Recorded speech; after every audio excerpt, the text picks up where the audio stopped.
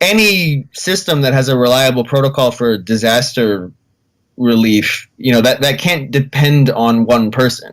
You know what I mean? Like, any kind of reliable system has to be able to function even if there's not a leader on that day. There has to be a protocol in place, and various parts of a certain machine knowing what they have to do, even if there isn't one person there to direct them. And also, I mean, as president, as the head of state, it's not directly Park's responsibility to be overseeing a maritime rescue effort. Like, that's not really her job on a kind of day-to-day basis.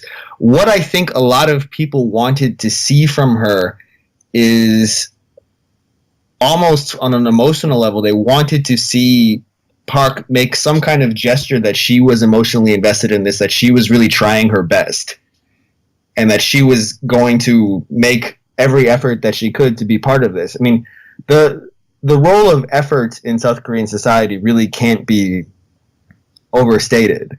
If you're a public figure and if you give off the impression that you're sort of negligent and you're not really interested in fulfilling your duties, like, that's what I think turned a lot of people against Park. If she had, even just for show, if she had gone down to Jindo as soon as she could and she had been seen on the ground talking to people and trying to participate in the rescue as best she could, and if she had gone on TV or just even gone on social media as early as possible and she had said something to unify people and to show that she was invested in this, I think she would not have been criticized in quite the same way. She didn't speak publicly about this until, I don't remember exactly when, but it had been a few days. It's sort of like her style is to remain as silent and as out of the spotlight as possible.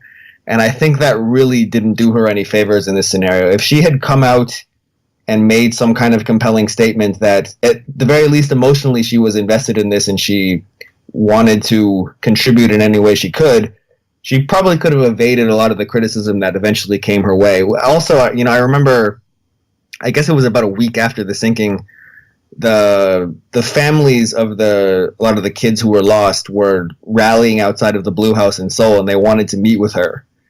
But she just refused to come outside. She refused to arrange a meeting with them. She just kind of ignored them. If she had just walked out of her house and she had just come out onto the street and, sat down on one of these mats and had an open and frank conversation with them, I think she could have changed the narrative here, but that's just not really her style.